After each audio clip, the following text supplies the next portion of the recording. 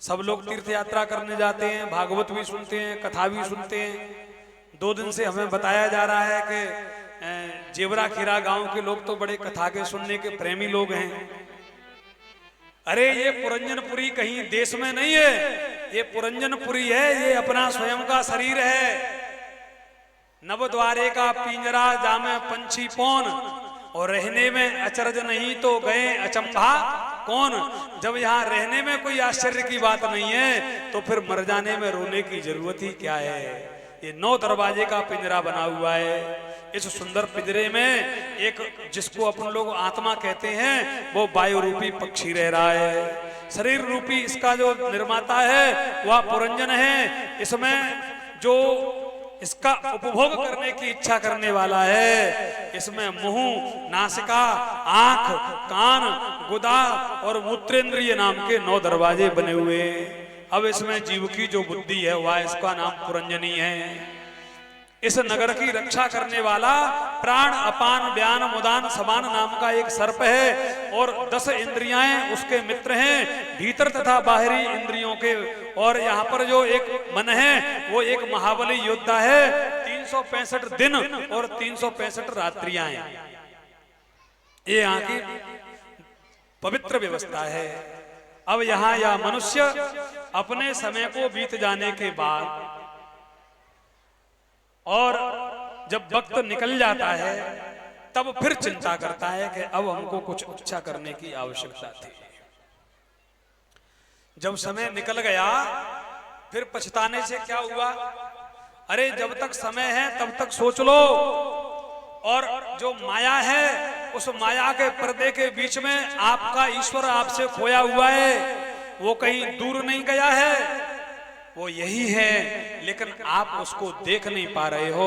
क्यों? क्योंकि आपके सामने एक भगवान की वो माया है, उसका एक पर्दा लगा हुआ है।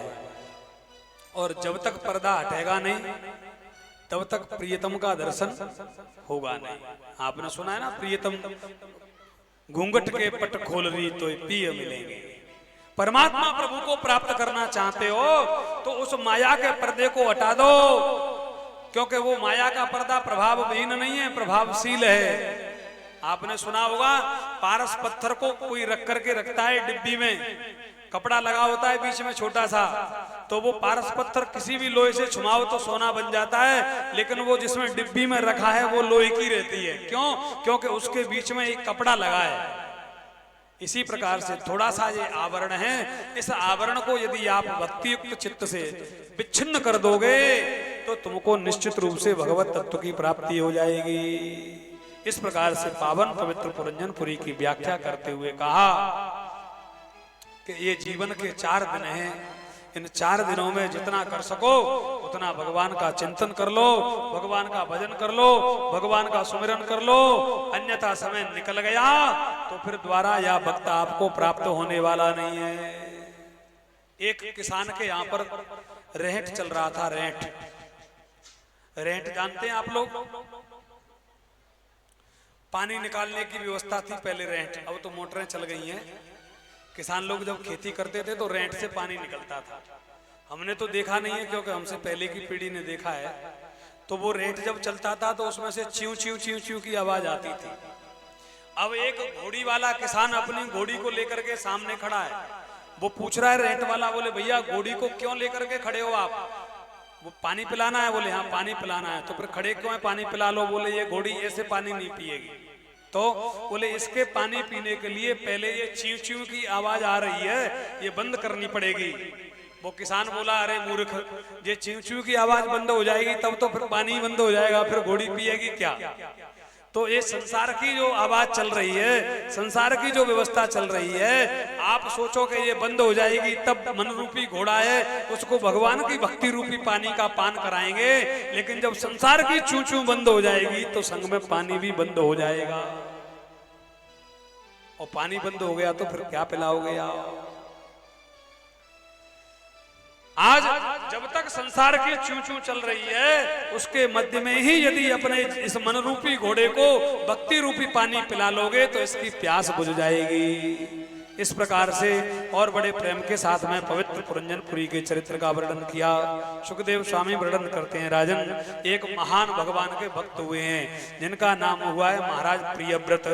प्रियव्रत के चरित्र का वर्णन करने के बाद में स्वयं और भगवान के महान भक्त श्री महाराज आग्नेन्द्र जी हुए हैं। ये पंचम स्कंद की कथा में एक महाराज नाभि के चरित्र का भी वर्णन किया।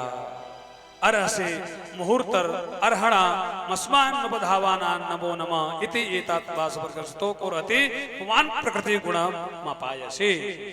यहाँ से ये जो शैली है अपनी वो पद्य में बदल जाती है। यहाँ इन्होंने सब एक एक राजाओं ने धर्म पूर्वक अपने राज्य को चलाया है। और सहज मान लो आप कि जिस राजा के राज्य में प्रजा धर्म का पालन करती है वो राजा तो निश्चित ही भगवान को प्राप्त कर लेता है। इसी वर्णन के क्रम में एक भगवान को प्राप्त करने वाले श्री ऋषभदेव जी महाराज का जन्म हुआ है। महाराज ऋषभदेव जी ने धर्म पूर्वक पृथ्वी का पालन किया, पूरी प्रजा को धर्म पर चलाया। लेकिन इसके बाद क्या हुआ आपको पता है? जब अंतकाल आया तो उन्होंने अवधूत चर्या धारण कर ली। चले जा रहे हैं, ना तो खाने की चिंता है, न पीने की चिंता है, न बैठने की चिंता है, न रहने की चिंता है। ऐसे उन ऋषभदेव जी महाराज का जीवन अंत समय में बड़ा विचित्र निकला।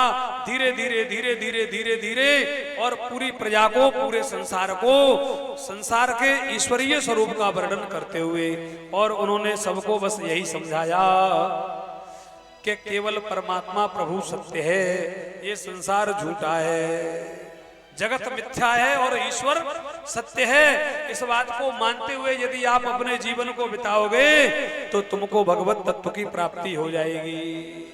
अंत काल में ऋषभदेव जी महाराज जंगल में चले जा रहे थे। जंगलों में वृक्षों से वृक्ष टकरा करके अग्नि लगी हुई थी। लोगों ने रोकने का प्रयास किया, लेकिन जिसको भगवत तत्व की सहानुभूति प्राप्त हो जाती है उसके लिए कोई ना तो सुख है, न दुख है, न मान है, न अपमान है, न भूख है, न प्यास है, न सर्दी है और ना गर्मी है। अग्नि की ओर चले गए, जल करके भस्म होकर प्राण त्याग दिए। अब इसी परंपरा में यहाँ इन्हीं का अनुकरण करने वाले एक महाराज हुए जिनका नाम हुआ भरत।